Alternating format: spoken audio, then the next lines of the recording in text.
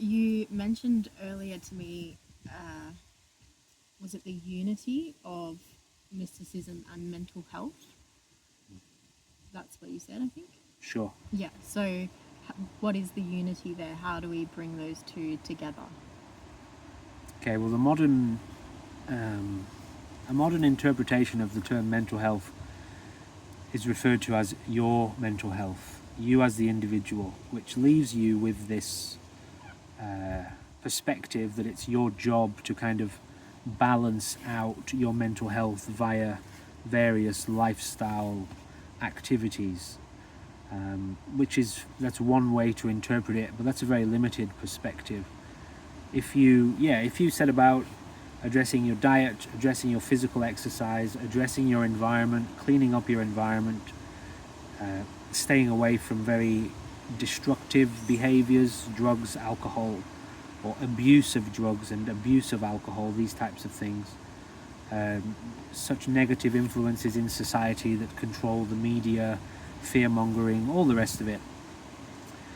Influences of energy, let's say sources of energy that's quite disturbing and chaotic to your own energy. Yeah, your mental health will absolutely improve if you start to cultivate a better diet, better exercise, better relationships, more serenity, more space, more cleanliness, more openness, more space in your environment and in your day, more time in nature, these types of things. This is a very limited perspective of mental health, but all of these things will help you. Even supplements to some degree. You know, you're looking at the nutrition of the body. If you're malnourished, if you've been eating junk food or processed food for your entire life and you don't eat very many fresh meats, fruits, vegetables, all the rest of it, these things will have an effect. But none of these things compare with stepping out of your head. These are all, by the way, very essential elements that you have to get to grips with. But when we take the term mental health as it's commonly interpreted and we transform it into mystical mental health, that has a whole new dimension to it. In fact, all of these other elements, which are like fingers on the hand or the fist of cultivation, mystical mental health takes into account the brain, the heart, the lungs, the body, the legs, the earth. So not just the fingers and the hand, of course. Mystical mental health begins to bring you in touch and into contact with something other.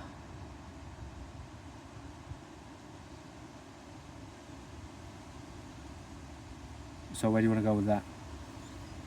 Something much bigger than yourself as the individual. Right, because we're all kind of walking around in our heads thinking about our lives, our It's all stresses. personal. Yeah, it's That's all called related to us. Related, exactly. It's relative truth. Mystical mental health brings you in touch with absolute truth or universal reality, which is where you start to get to grips with the functioning of mind itself, not just person, body and brain, but mind itself, which is the energy of life.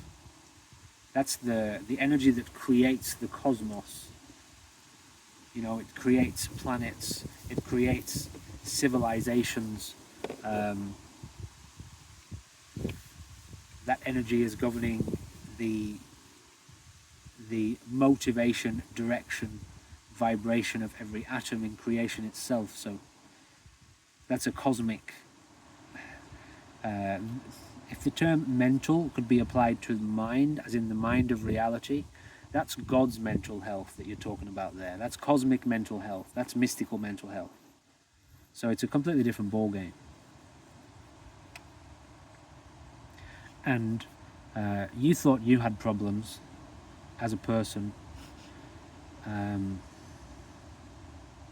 because your relationships are struggling, or you don't like your job, or you feel a bit overweight, or you're a little bit depressed. Once you start dealing with cosmic energy and cosmic reality, the energy that you tap into and the insight that you experience, and by insight that means the kinds of experiences that you see within your life, within life itself, your mental health doesn't even apply to them. You could be depressed. You could be personally experiencing some kind of paranoid psychology or disturbed psychology, miserable psychology, or whatever. And then you get out of your head for 60 seconds, not even 10 seconds, and this energy can awaken inside your system, which actually just causes you to burst out laughing for no reason. You suddenly just become happy, immediately out of the blue. Not to mention completely fascinated and absorbed in the present moment and the blissful, immediate, powerful contact with life, the breath of life, the energy of life itself, chi. At which point you forget you even had a problem 10 seconds ago or a minute ago. So it's just another ball game altogether. Where do you want to go with it? Well, how do you wake up each day and tackle your own day, tackle your own challenges, tackle your mental health? The mental health of this body and brain.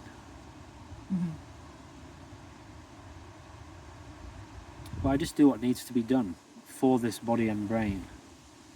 Obviously, you wake up in an environment, you're in a physical environment, you're on the earth, you're back in the body. Body needs to eat, and eat well, hopefully. Body needs to be active. It needs to interact with its environment. It needs to be motivated. It needs jobs, tasks, projects, things to be working on. The brain, given the nature of the brain, is to be programmed. You set the body and the brain to work in some capacity that's going to influence it positively, lovingly. You feed it, mentally feed it, physically feed it. Not to mention, just stop for a second.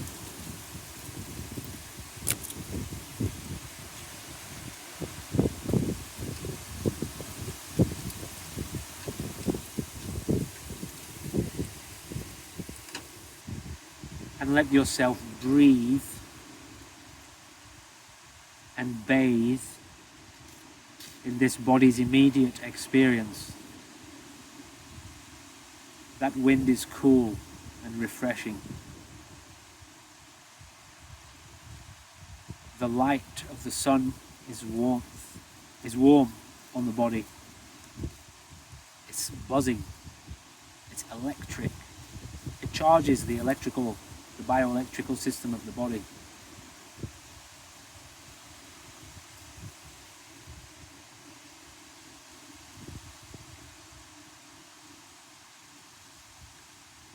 Feeling the earth here present and being present with the earth here, that'll do a lot for you. If you wake up in the morning and the first thing you do is acknowledge the present moment, not in a religious sense, oh hail the present moment, we're so grateful, we wish to be here with, we're not praying. You're actually here with it.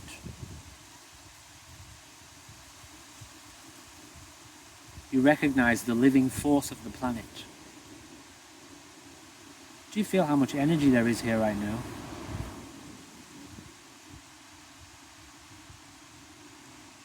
Are you breathing that in? Is that charging the system of the body? Where do you want to get to? Do you want to be here, living here, breathing here, walking here, eating here, living here with the life that is present here?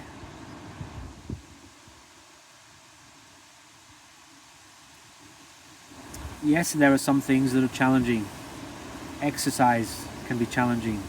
Motivating the body. If you're dealing with pain, maybe there is a kind of chronic returning depression that you've been dealing with for many years. Alright, these are things that you have to care for. The body, you have to care for it. It's an aging, ailing machine, this thing. It's always hurting, it's groaning. It needs sustenance, it needs to be fed, it needs to be watered, it needs to be walked. Yes, these things need to be done. So you get up and you care for the body, service the body, help the brain. When you go to watch videos or you read a book, Is it a delight for you? Is it something fun, delightful, entertaining, motivating, inspiring? Do you, if you need to, do you look to other human beings for inspiration and connection? Happy people, people cultivating enlightenment, inspiration, love, power, capacity, motivation, fun, enjoyment, lightness, fascination with life. Is this what you feed on? If your brain is feeding all the time, do you feed this information to your brain? Are you programming the brain this way?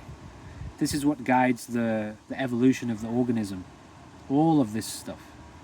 And this is the world of self-mastery. Are you here guiding the energy of the body via operation of the breath and movement of the organism and movement of the attention?